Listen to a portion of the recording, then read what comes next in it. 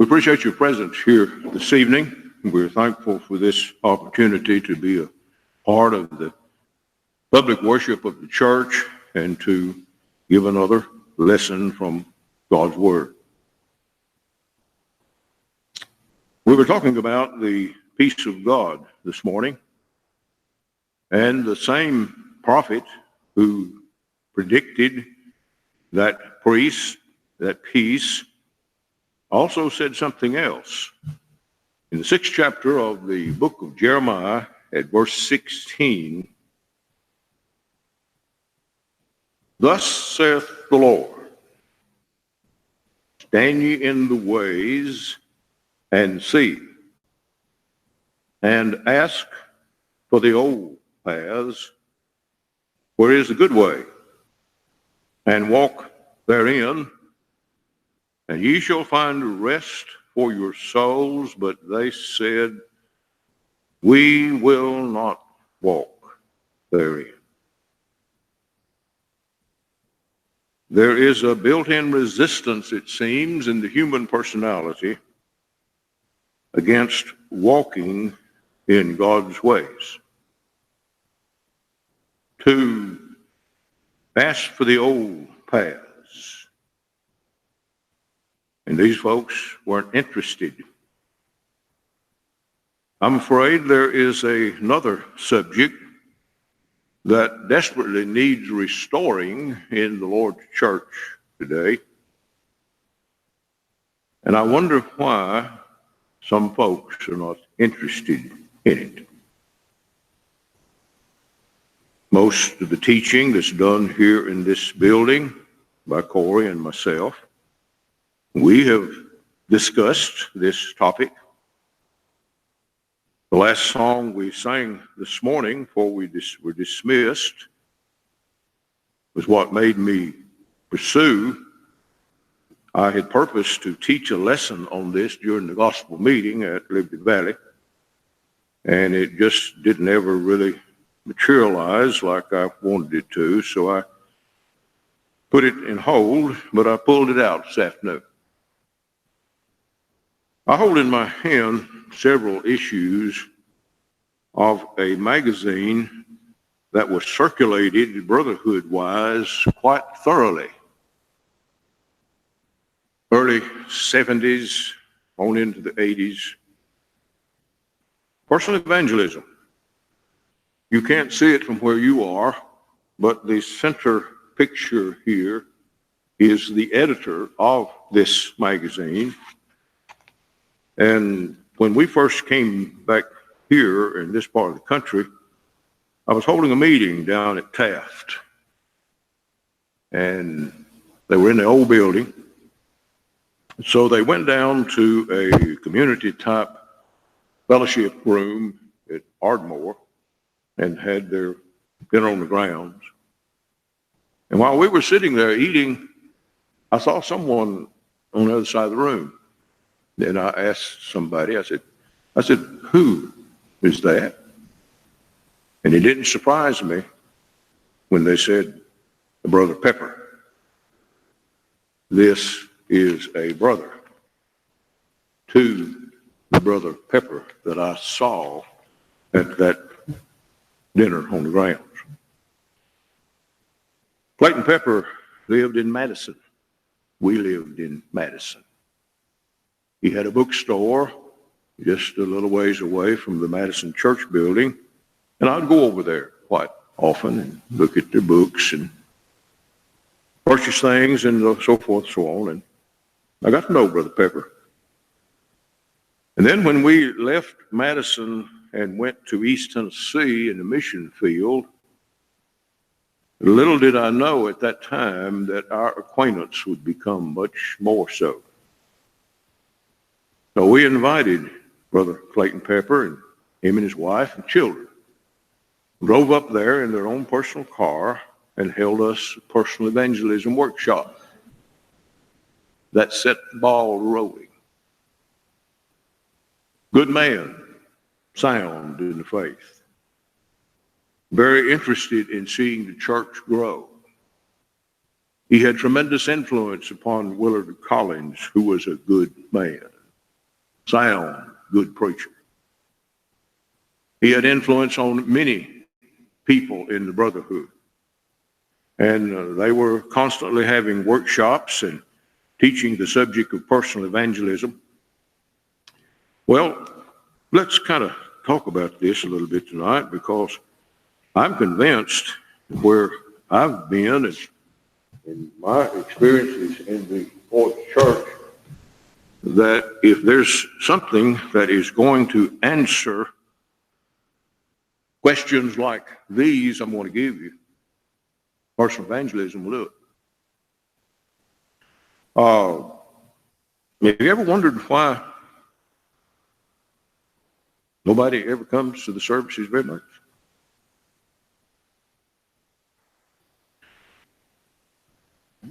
Have you ever wondered why you invite somebody to come to gospel meeting and they just might come, but they're more apt to not come than they are to come and be a part of the evening service? B.C. Carr, in one of these personal evangelism magazine, gave a very interesting account. He was visiting down in Florida,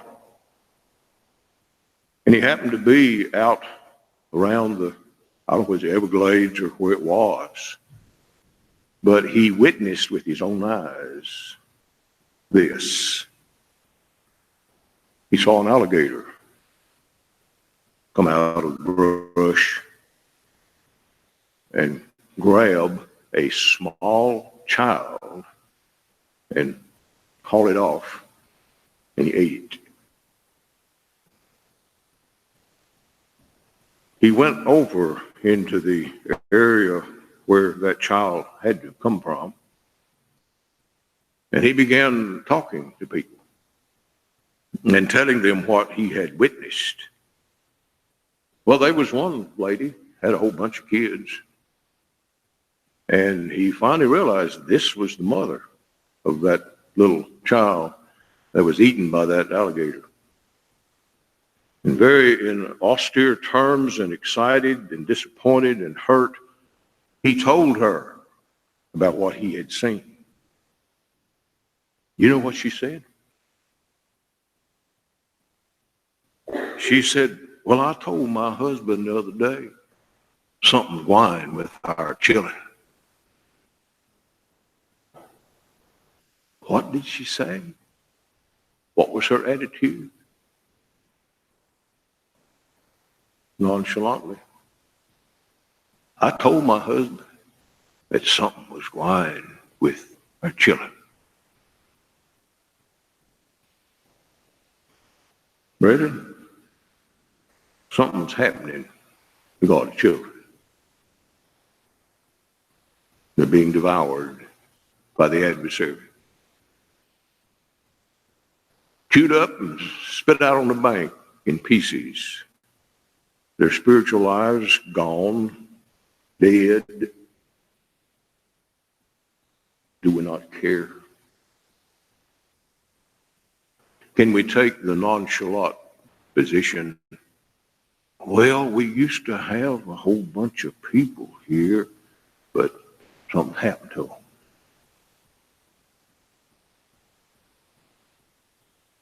Some of us need to examine our hearts a little bit.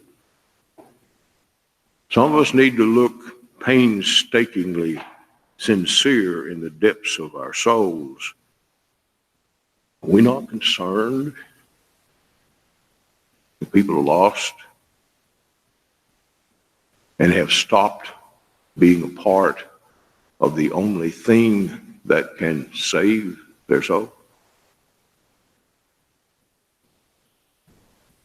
I've been in and out of Middle Tennessee ever since we got married back in the early 60s. I've seen the attitude in family after family, congregation after congregation. You go and preach your heart out, and preach truth, area congregations, and they just don't seem to care. Hadn't won anybody in years and not too concerned about the fact that they haven't. They think that's just commonplace. Well, personal evangelism is the answer. It'll work. Think about the topic just a moment. Personal evangelism. Well, Paul told Timothy to do the work of an evangelist. That's what preachers do. You think that's all supposed to do that? Just preachers? Where'd you come to that idea? We have copied the denominational system, and we have come up with two kinds of people in church. Clergy, laity. Clergy is those folks with their collar on backward, and they're do preaching. The laity, and I don't mean to be dogmatic or mean to be hateful about this. The laity is those people who lay it around in the church all week long and don't do nothing and wonder why the church doesn't grow. Does the Bible divide the church into clergy and laity? No, sirree. Not in any shape, form, or fashion can you find the clergy-laity concept in the teachings of the New Testament under which we live. Jesus was a preacher, the best one that ever walked the face of the earth. Guess what he did? He had a congregation of people that he got in front of every Sunday or every Sabbath day and preached to them, and he was the local parish preacher over God's people. No. There ain't a bit of truth to that idea. Let's stop that one dead in its tracks. You know where Jesus did his work? Out with the people. He wasn't too good to rub elbows with the Jews, with poor folks, people who didn't have a nice place to live. You can't deny the fact that Jesus was a preacher, but he was personally interested in private individuals, and he showed it. Then he practiced it. The Samaritan woman at the well. How much more personal can you get with than Jesus talking to her about her marriage relationship? The man she was now living with was not her husband. He dealt with her personally. Was she offended? Was she upset? Did she go home mad at him? No, she went home and told everybody over in Samaria about Jesus that she had talked to. He was a genuine person who loved people so.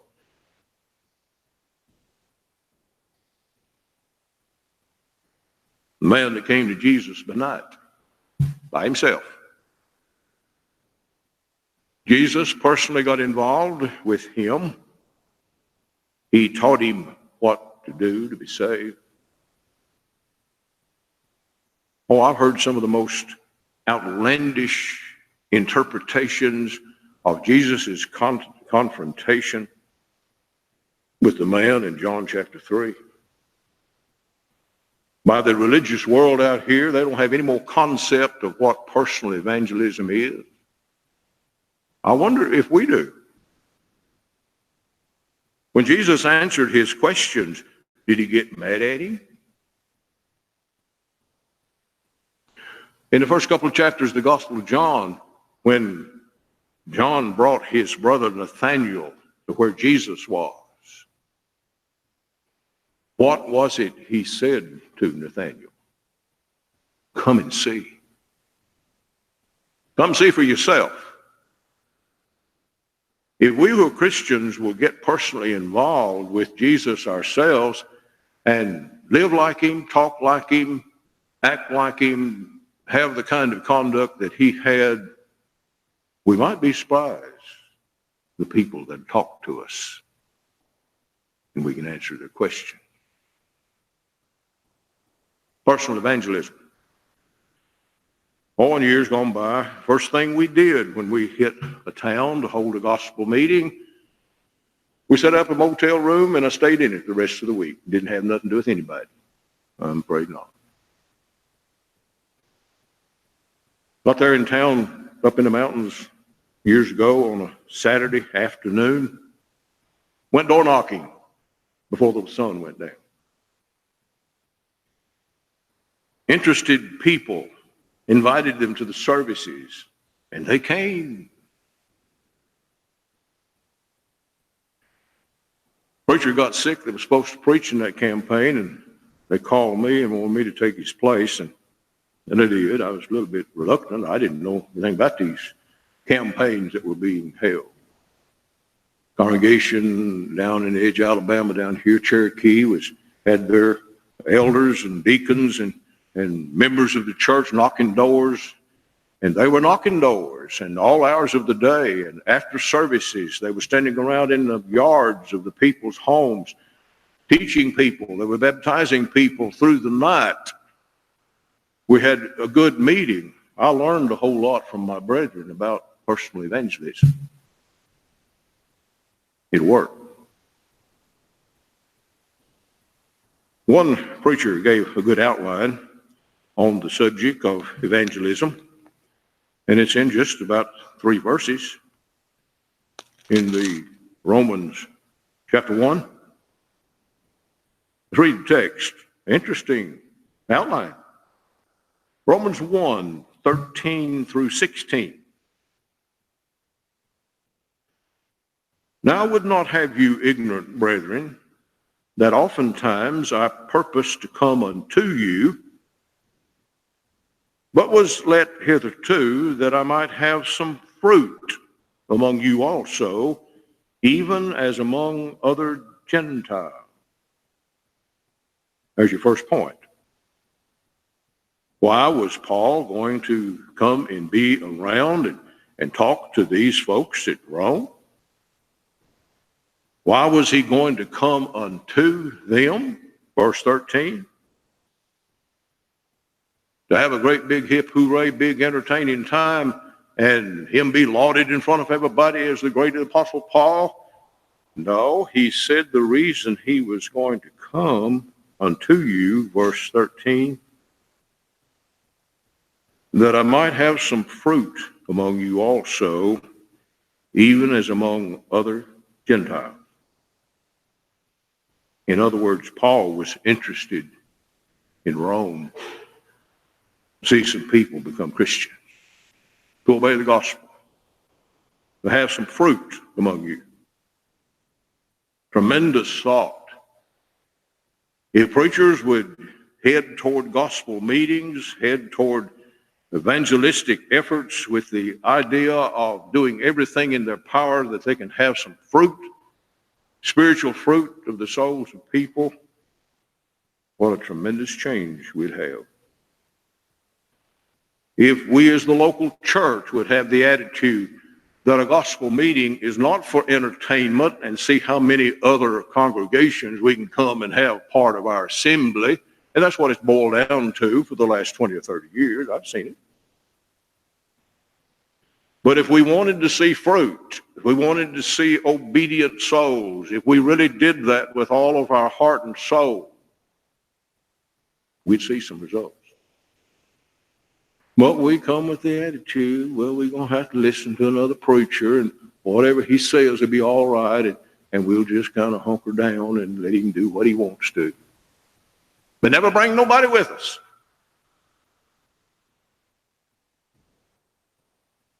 Never bring anybody with us. Second point, verse 14. He said, I am debtor both to the Greeks and to the barbarians, both to the wise and to the unwise. What does it mean to be in debt to somebody? You owe them something. So you're going to very cheerfully, because it's an honest debt, you're going to pay it. You're not going to try to cheat them out of it. You're going to be a debtor. And he's not talking about money here. He's talking about the souls of these people of Greece and these barbarians, the wise and the unwise. Paul says, I'm a debtor to get the truth to these people so that they can be saved. You know why I know that's true? Listen to what the same writer said in Romans 10, verse 1. He said, brethren, my heart's desire and prayer to God for Israel is that they might be saved. That's the way the Apostle Paul talking. He's writing to the brethren, and he says, my heart's desire and prayer to God for Israel is that they might be saved. Now, we got so wrapped up in the world in which we live that we've forgotten to have the sincere heart seeing people be saved. Personal evangelism will get it done. It'll get you on their grounds. It'll get you in their house. It'll get you in their backyard. It'll get you involved with people where you can say something sincere and nice, and they'll listen to you. We've pushed gospel meetings and mission work all of my adult years preaching. And we started the last congregation in the last county of the state of Tennessee that never had a congregation of the Lord Church in it. Hancock County, Sneedville being its county seat. You know what you did to get to that town? You went across two mountain ridges, and the last ridge, and I'll never forget the first time I went in there. No guardrails. If you'd have made the least little bit of slip of a steering wheel, you wouldn't just crash down a lowly bank. You'd go way down there before you stopped. It's back in sticks. They had no public grocery store chain. They had no public restaurant chain like McDonald's or Hardee's. They were one of the lowest income counties in the whole state of Tennessee. And we sponsored a preacher to go in there. They found an old house right on the bank above the welfare department or whatever it was. You could look out of the churchyard, the yard of the house, over into the square. You know what the walls of the house were made out of? Logs. We didn't know that till we started to tear some walls out to make an assembly hall in that old house. I hadn't been over there in several years. They've got a regular full-time preacher now and have been converting some folks. I don't know whether they've launched out and put another building in there or whether what they've done. But it's quite interesting that the personal evangelism that was done on a regular basis every Thursday evening for many years is what set that thing going. That's not hearsay, what somebody told me. That's no-so, because we were involved in it. All these memories come flying back out of the Thursday evening visitations. and the knocking on doors and the handing out of Bibles and graded literature of the Bible correspondence courses they would take. But it's still there. And I believe with all of my heart the reason why it's still there is the next preacher that came along believed in personal evangelism too. And he practiced it. And he taught people from house to house. It works. Well, there was one other point in the outline I never did get to. Paul said he was in debt. He says, I am a debtor, both to the Greeks and to the barbarians, both to the wise and to the unwise. And that made the third point quite reasonable. And because he was wanting to have some fruit among the souls of the people, and he felt a commanding purpose to do so, the third one comes natural. So as much as in me is, I am ready to preach the gospel to you that are at Rome also. And it wouldn't be fair to not quote verse 16. Paul said, for I am not ashamed of the gospel of Christ, for it is the power of God unto salvation to everyone that believeth, to the Jew first, and also to the Greek. Are we ready? Well, that's preacher's job. Brethren, did you ever read this passage?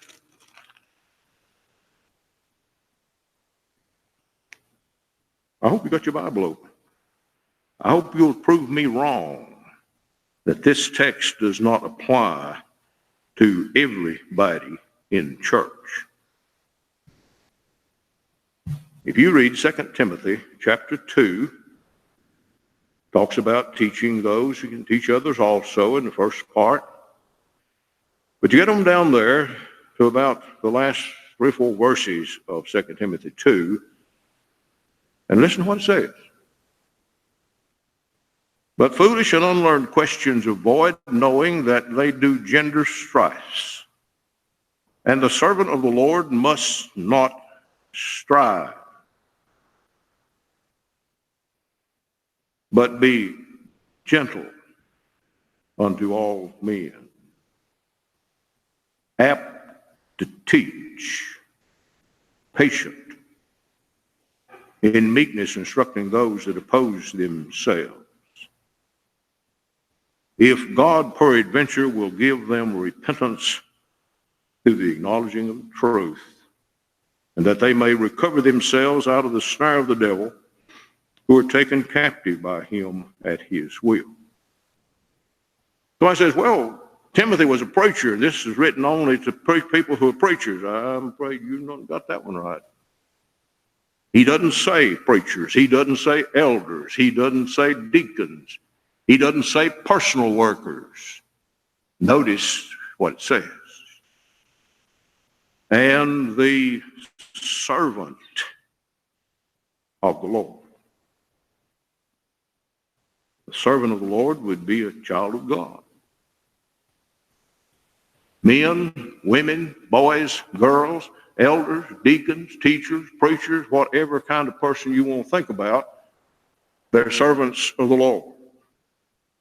And what is that servant of the Lord to do? Must not strive.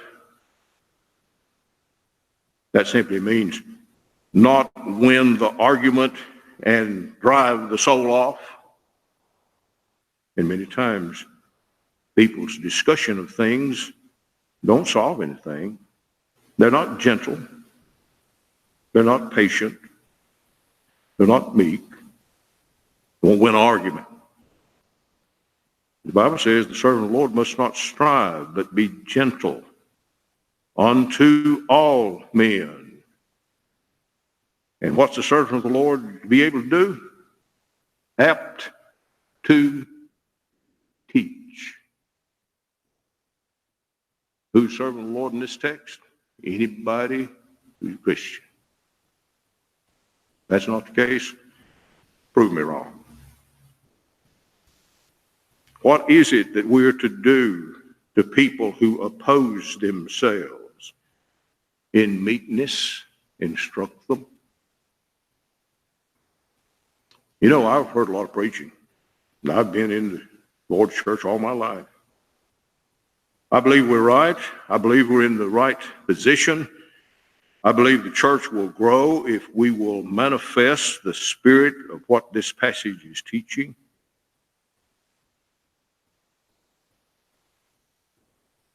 We as Christians, all of us, ought to be apt to teach. All of you making it say something it doesn't say, preacher. No, I'm not either. You be honest to interpretation of what this passage says, and the servant of the Lord is the person who is a Christian, and he's to be apt to teach. Well, that's just one verse. Let me give you another one.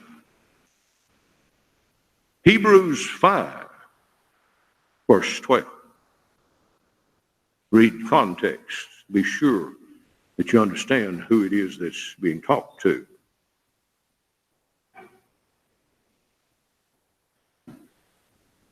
For when for the time ye ought to be teachers, ye have need that one teach you again, which be the first principles of the oracles of God, and are become such as have need of milk and not of strong meat. For everyone that useth milk is unskillful in the word of righteousness, for he is a babe. But strong meat belongeth to them that are of full age, even those who by means of use have their senses discerned to exercise, have their senses exercised to discern both good and evil. There is a time when every one of us who claim to be a Christian is to be a teacher of his word. No, women can't preach sermons. Women can't teach Christian men. They're not to usurp authority over the man. But Aquila and Priscilla, husband and wife, took Paul's side and taught him the way of the Lord more perfectly. There was a woman helping her husband teach one who needed to be squared away.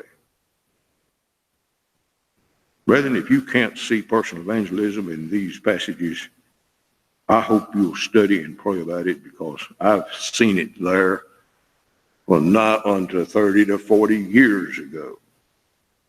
And I believe it's there. But we don't like that. That pushes me into a position that I don't like to be in, because I don't think we're supposed to teach other people. Well, you've been thinking wrong.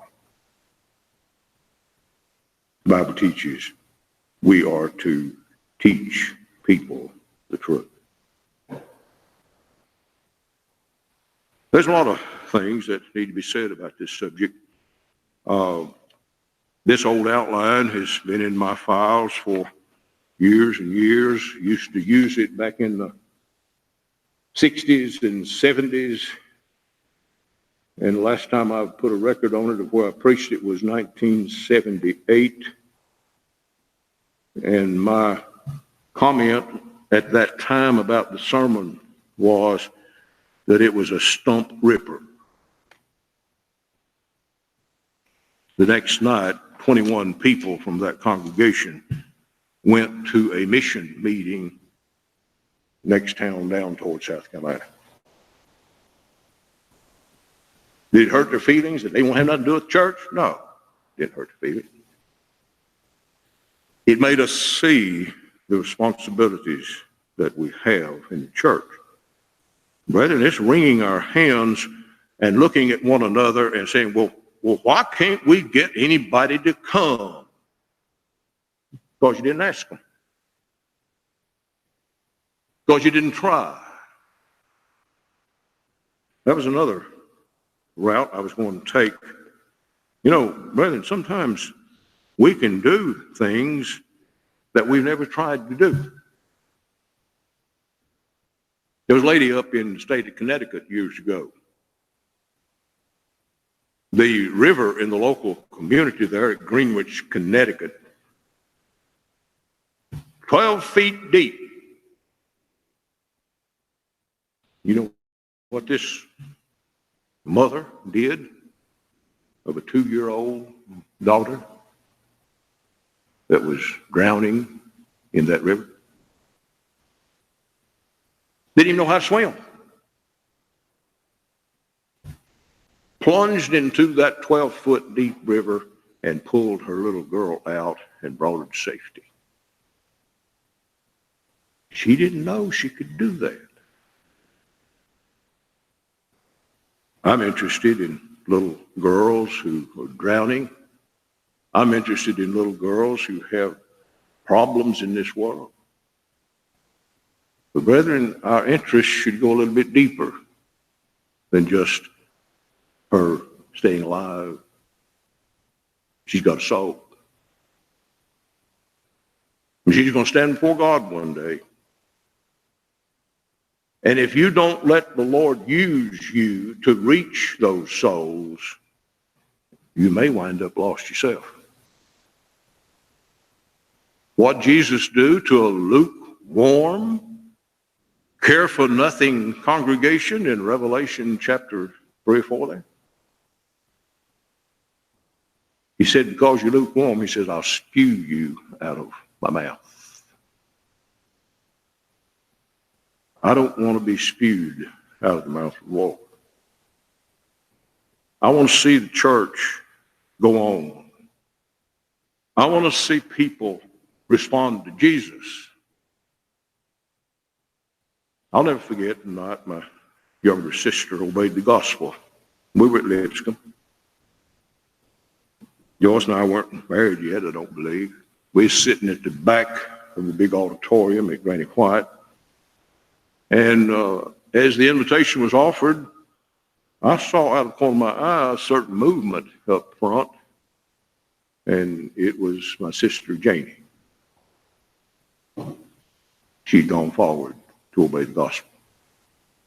Why don't you forget things like that?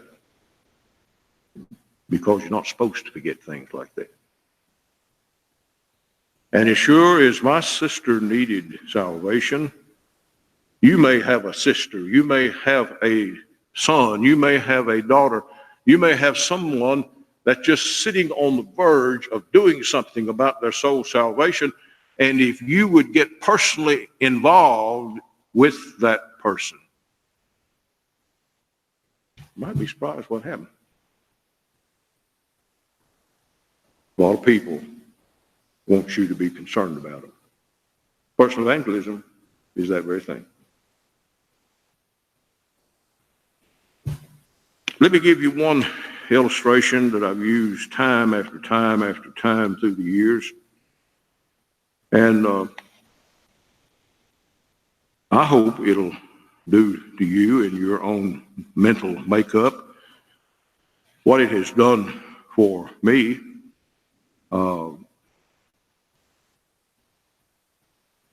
There's an old maid came to the preacher's office.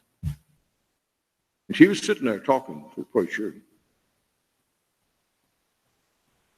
She just concerned that she never got married. And she expressed that to the preacher. The preacher started talking, theorizing. He said, one man for one woman and one woman for one man says you can't improve on the Lord's plan for getting married. She heard what he said. And she replied back. She said, preacher, said, who said anything in the world about improving on the Lord's plan? She said, I just want to get in on it. Some of us in the church, brethren, need to get out of our shell and our materialistic pursuits of the world and get involved with somebody that's lost. Pray for them. Study your lesson before you go. Have it right down pat. It'll work. It has proved itself in biblical times. It has proved itself through the years. In most of our lives, we've seen that personal evangelism will work when nothing else will.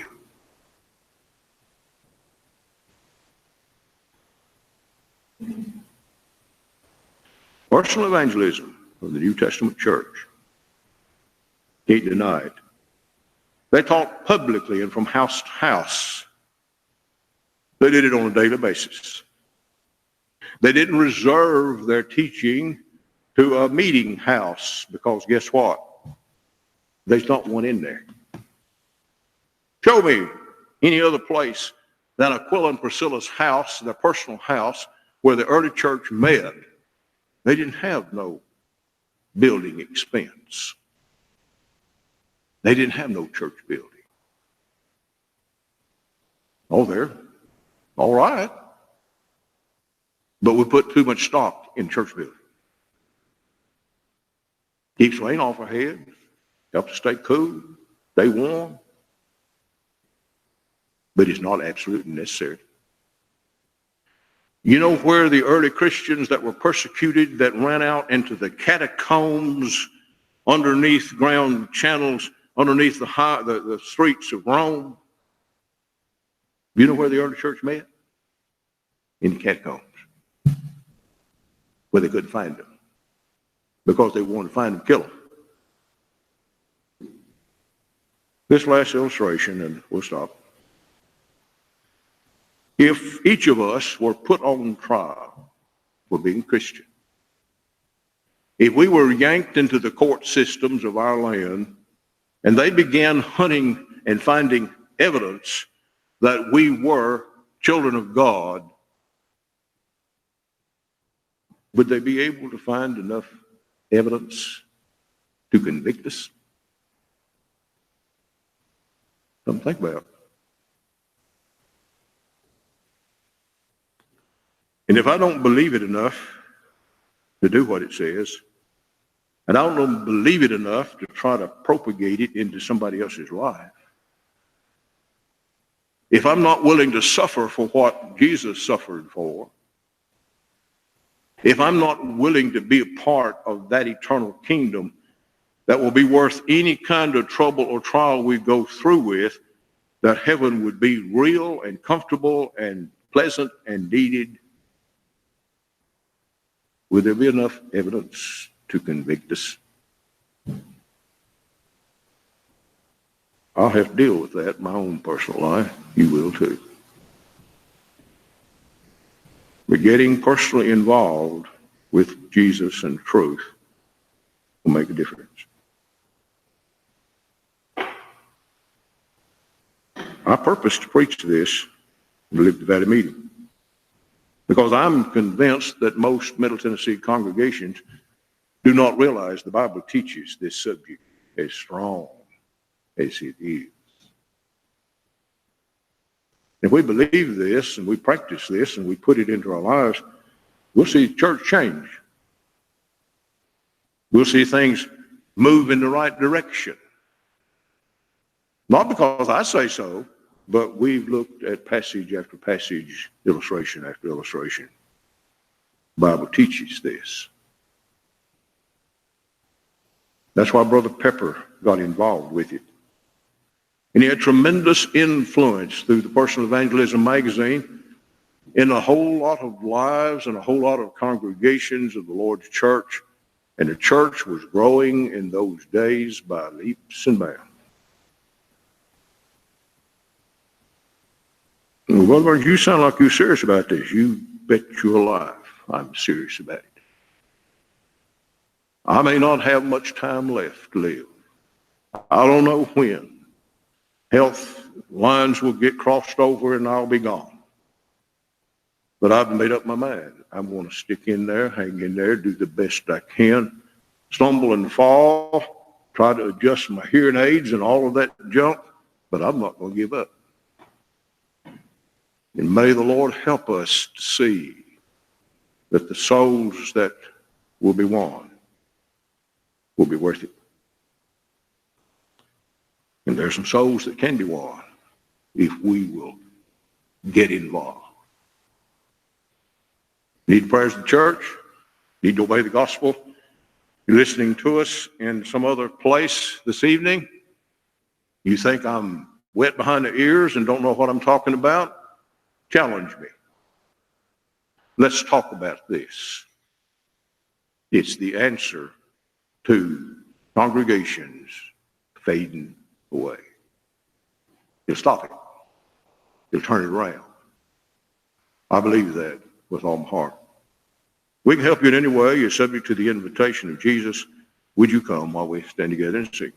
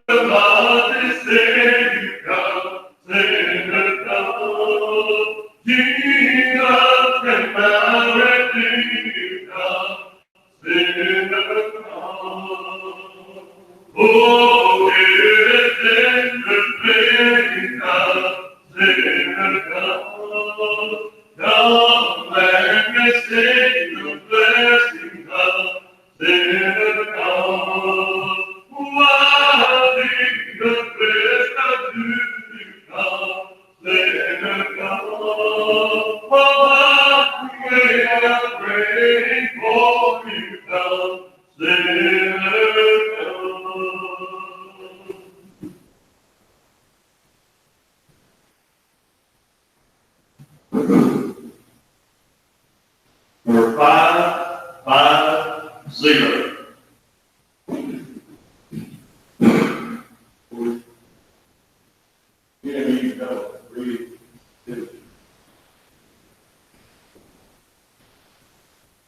All right. 550.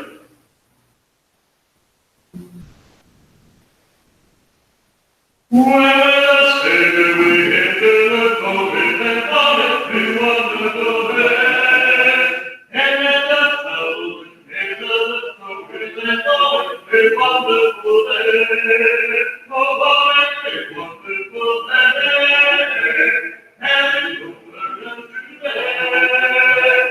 God bless you with our belonging. Oh, what a wonderful land. Walking and talking with righteousness and miracles, one body, a wonderful land. Reigning and glory, the majesty eternal, one body, a wonderful land. What a wonderful land, and you'll to that. Nothing singing with heart belonging, oh, what a wonderful land.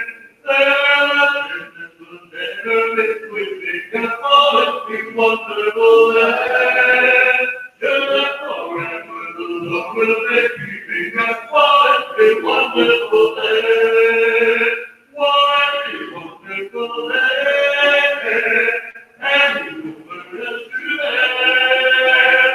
Lord, let's sing with heart belonging, oh, what a wonderful land. Father, thank you for this another time we've had together tonight. Singing songs of praise to you, approach your throne of glory. Thank you for the things that we have received and petition you for those things we're in need of. Hear a portion of your word presented to us, Father. May we all strive to be about your business, Father. May we all realize the responsibility that we each have, that take the gospel to the whole world around us. May we realize the talents that we all have. We all have different abilities that we can use in our service to you. May we use it in such a way that we draw people unto you, and that they too be added to your kingdom before their life is too late. Be with us, Father, as we leave this place tonight. We go out and we labor in your vineyard. We pray that you give us the opportunity to reach just one soul with the gospel of Jesus Christ this week. Be with us, our Savior, Father. We thank you, David. We strive to do what you want. We try to do your will. We We pray, Father, if we fall down, we'll admit our fault, bring it to you. You can forgive it, we can get up, dust ourselves off, and try it. In Christ's name, pray.